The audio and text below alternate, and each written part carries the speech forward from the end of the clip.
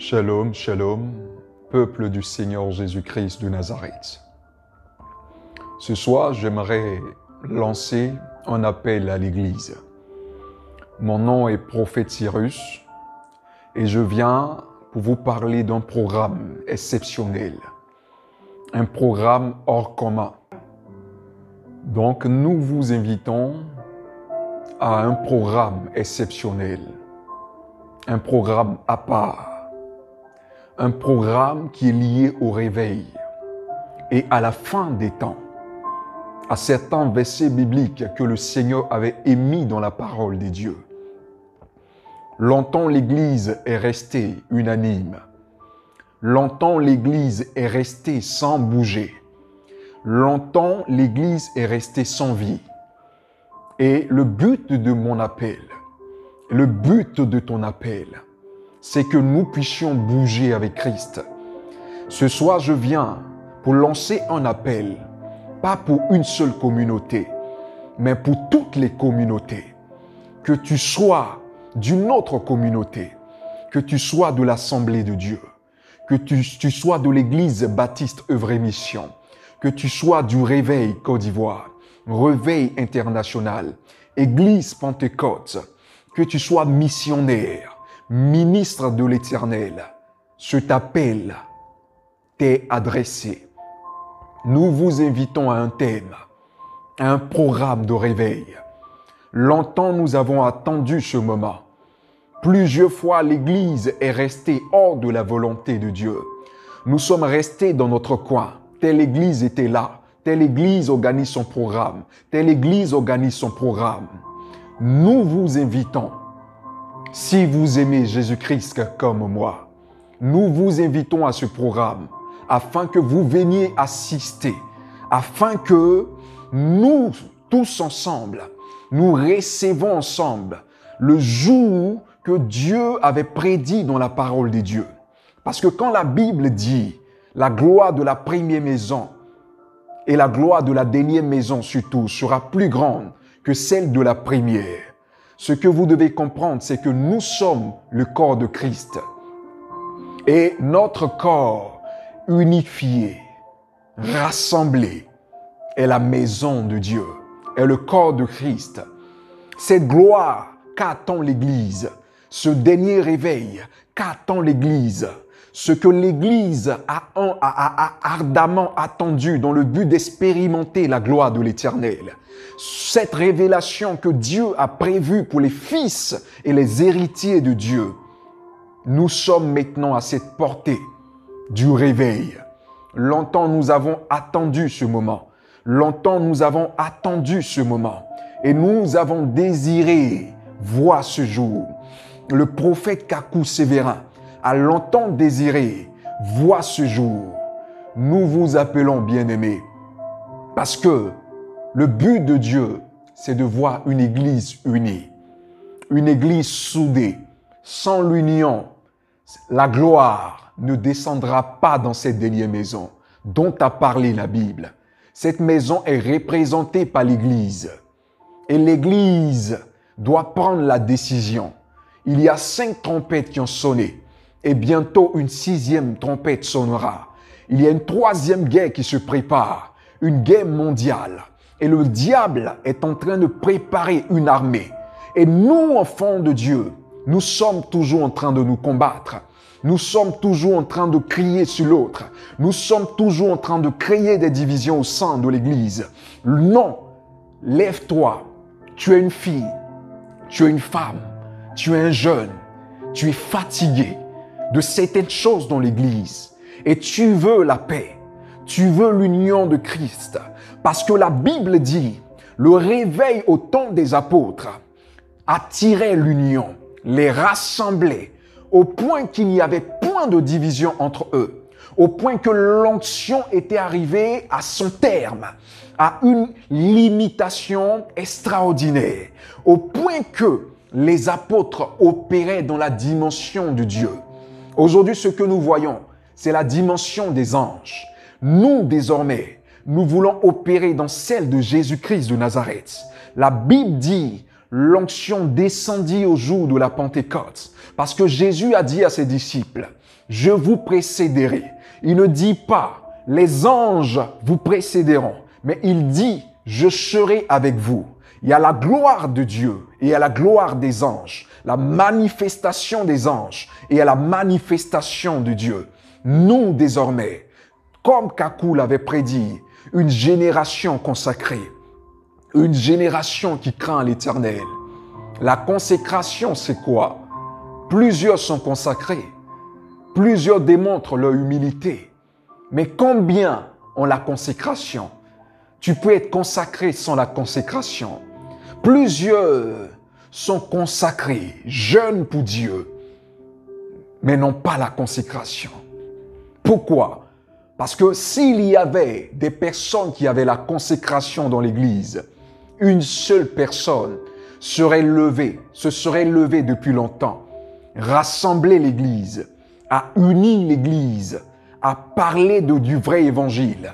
Aujourd'hui, nous voyons l'évangile profané, l'évangile vendu, les prières vendues, toutes choses vendues. Les mêmes commerçants que Jésus-Christ avait chassés du temple persistent encore à notre temps. Or, nous sommes à un temps où nous voulons expérimenter Dieu. Une jeunesse qui a soif de Dieu, des pères qui ont soif de Dieu, des hommes de Dieu qui ont soif de Dieu. Je ne viens pas juger quelqu'un, mais je viens ouvrir la pensée et l'esprit de tout un chacun. Tu es un homme de Dieu. Tous avions besoin de ce baptême. Parce que sans cette dernière onction, sans ce dernier réveil qui a été prédit par plusieurs prophètes du monde entier sur la Côte d'Ivoire, sans cela, nous n'arriverons pas à terme. Nous avons besoin de nous lever. Tu en as marre de cette situation. Tu es fatigué que les gens t'empêchent d'aller dans telle église, de saluer tel pasteur, tel pasteur. Nous ne sommes pas sur terre. Nous sommes surtout des héritiers venus sur terre. Nous ne sommes pas sur terre pour des divisions.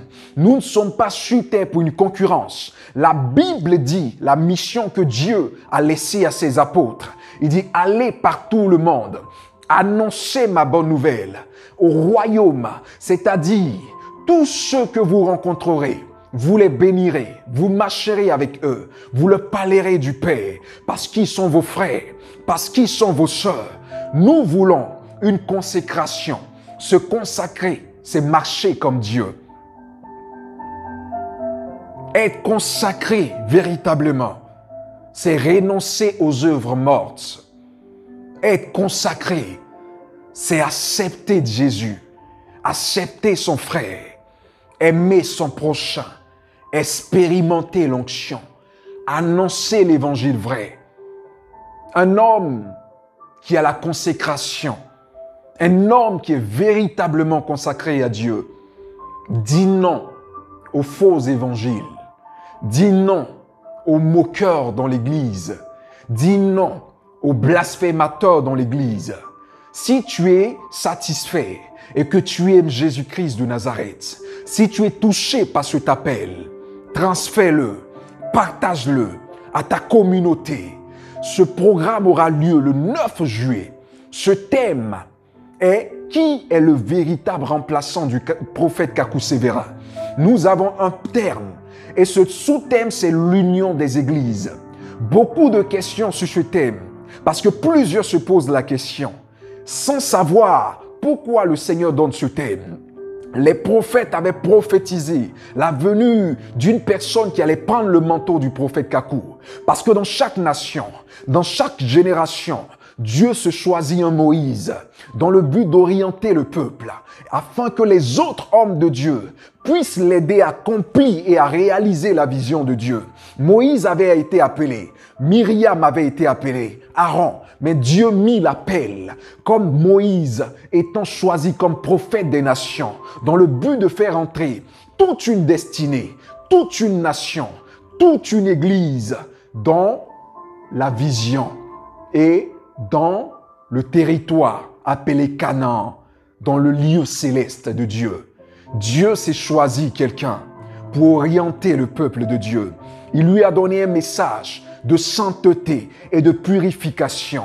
La Bible dit, j'enverrai mon messager et il ramènera les cœurs des pères et des fils à Dieu.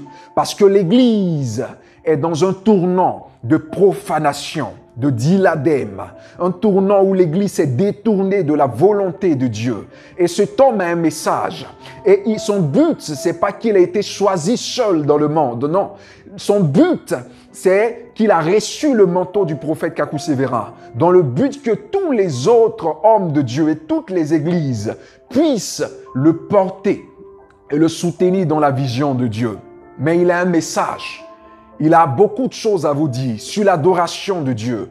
Comment adorer véritablement Dieu. Comment reconnaître Dieu. Comment avoir le salut. Comment reconnaître la manifestation tangible de Dieu. Comment un enfant de Dieu doit être différent du monde. Il a un message de rachat.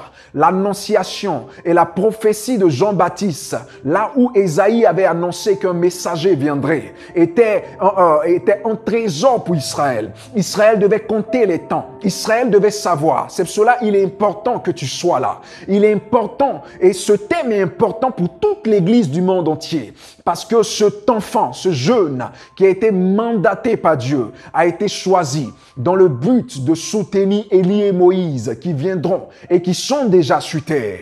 Nous avons pour mission d'annoncer ce jeune afin que par lui, le message qu'il a reçu de Dieu, le réveil qui l'accompagne puisse aussi nous contaminer. Nous voulons marcher dans l'union des églises. Il vient aussi avec un message qui est l'union fraternelle. Il faut que l'église soit soudée parce que le diable a tellement créé de... Alors le Seigneur fait et lance un appel à l'église. Le thème a un but et ce but sera résumé au cours de l'événement. Le programme a lieu au stade d'Angré, précisément en Côte d'Ivoire, Abidjan. Et ce programme sera diffusé partout dans le monde entier. Le but, c'est de recruter l'armée de l'Éternel. Parce que l'Éternel a une armée qui est l'Église de Dieu.